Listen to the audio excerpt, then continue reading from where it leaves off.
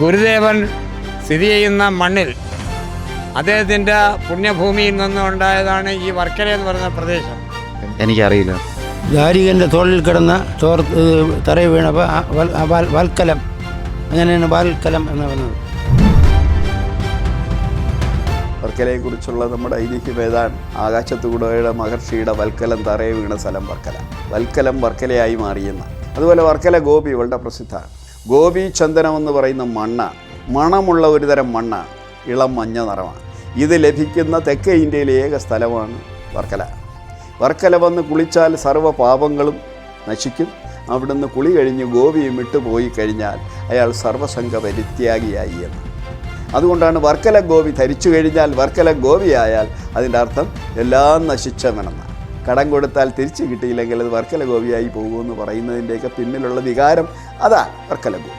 അതുപോലെയാണ് വളരെ പ്രസിദ്ധമാണ് ശുദ്ധതയുടെ പര്യായമായൊരു പദമുണ്ട്. അതിൻ്റെ പേര് വർക്കല തൈരെന്നാണ്. വർക്കല ഇടയന്മാരുടെ ഒരു പ്രാചീന സെറ്റിൽമെൻറ്റ്. അപ്പോൾ വർക്കല തൈര് വളരെ പ്രസിദ്ധമാണ്. ഇനി മറ്റൊന്നുണ്ട്, വർക്കലയിലൊരു മണിയുണ്ട്, ഡച്ചുകാർ നടക്കി വെച്ചൊരു മണി. അവരുടെ കപ്പൽ ഏതാണ്ട് പൊതഞ്ഞു പോവുകയും അങ്ങനെ ജനാർദ്ദന സ്വാമി ക്ഷേത്രത്തിൽ ഒരു മണി നേരുകയും അങ്ങനെ അത് കപ്പൽ ഇളക്കി കൊണ്ടുപോകാൻ കഴിഞ്ഞു എന്നൊക്കെയാണ് വിശ്വാസം. എന്തായാലും അവിടെ ഒരു മണിയുണ്ട് ഇപ്പോഴും. ആ മണിയിൽ ഡച്ചുകാരുടെ ഈ ലിഖിതം അതിനകത്ത് നമുക്ക് കാണാൻ പറ്റും. ഇനി നമുക്ക് വർക്കലയുടെ നിരുക്തിയിലേക്ക് പോകാം. അതിനു മുമ്പ് അതിൻ്റെ ഭൂപ്രകൃതി നമുക്ക് നോക്കാം. അതായത് ഒരേ കടൽ തീരത്ത് തന്നെ കിഴക്ക് ഭാഗത്ത് ശുദ്ധജലവും പടിഞ്ഞാറ് ഭാഗത്ത് ഉപ്പുവെള്ളവും ലഭിക്കുന്ന ഏക പ്രദേശം വർക്കലയാണ്. വർക്കല കുന്നുകളാണ്. കുന്നിൻ്റെ അടിഭാഗത്താണ് കടൽ കിടക്കുന്നത്. കലം തന്നെ നമുക്ക് ആദ്യം എടുക്കാം, വർക്ക പിന്നെ എടുക്കാം. നമുക്ക് കലം എന്ന് പറഞ്ഞാൽ അതിൻ്റെ അർത്ഥം സ്ഥലം എന്നാണ്.